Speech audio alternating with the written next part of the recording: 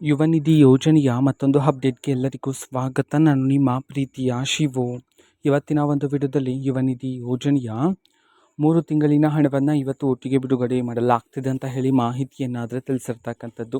ಹಾಗಿದ್ರೆ ಬನ್ನಿ ಈ ಒಂದು ಮಾಹಿತಿಯ ಬಗ್ಗೆ ಸಂಪೂರ್ಣವಾಗಿ ಇನ್ಫಾರ್ಮೇಷನನ್ನು ಈ ವಿಡಿಯೋದಲ್ಲಿ ನಾವು ತಿಳ್ಕೊತಾ ಹೋಗೋಣ. ವಿಡಿಯೋವನ್ನು ಸ್ಟಾರ್ಟ್ ಮಾಡ್ತೀನಿ. ಅದಕ್ಕಿಂತ ಮೊದಲು ನೀವಿನ್ನೂ ನಮ್ಮ ಚಾನಲ್ಗೆ ಸಬ್ಸ್ಕ್ರೈಬ್ ಮಾಡದೇ ಇದ್ರೆ ಈ ಕೂಡಲೇ ಚಾನಲ್ಗೆ ಸಬ್ಸ್ಕ್ರೈಬ್ ಮಾಡ್ಕೊಳ್ಳಿ ಮತ್ತು ಲೈಕ್ ಮಾಡಿ. ಈಗ ನಾವು ಮಾಹಿತಿಯನ್ನು ತಿಳ್ಕೊತಾ ಹೋಗೋಣ. ಹೌದು, ಇವತ್ತು ಅಂತಂದರೆ ದಿನಾಂಕ 22/6/2026 ಇವತ್ತು ಯುವ ನಿಧಿ ಯೋಜನೆಯ 3 ತಿಂಗಳಿನ ಹಣವನ್ನು ಇವತ್ತು ಒಟ್ಟಿಗೆ ಬಿಡುಗಡೆ ಮಾಡಲಾಗ್ತಿದೆ ಅಂತ ಹೇಳಿ ಇದೀಗ ಮಾಹಿತಿಯನ್ನಾದರೆ ತಿಳಿಸಿರ್ತಕ್ಕಂಥದ್ದು. ಸೊ ಯಾವ ಜಿಲ್ಲೆಗಳಲ್ಲಿನ ವಿದ್ಯಾರ್ಥಿಗಳ ಖಾತೆಗಾದರೆ ಇವತ್ತು ಒಟ್ಟಿಗೆ 3 ತಿಂಗಳ ಯುವ ನಿಧಿ ಯೋಜನೆಯ ಹಣವನ್ನು ಇವತ್ತು ಬಿಡುಗಡೆ ಮಾಡಲಾಗ್ತದೆ.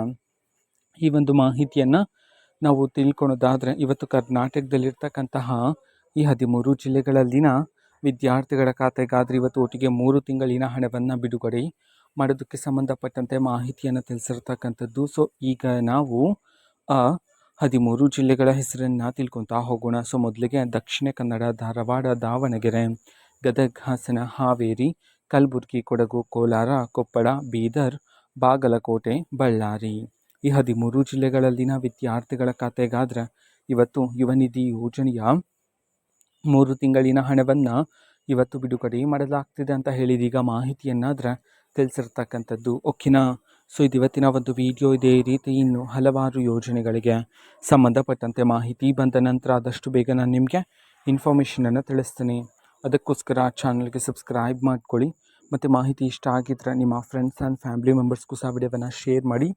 ಜೊತೆಗೆ ಚಾನಲ್ಗೆ ಸಬ್ಸ್ಕ್ರೈಬ್ ಮಾಡಿಕೊಂಡು ಸಪೋರ್ಟ್ ಮಾಡಿ. So thank you, bye.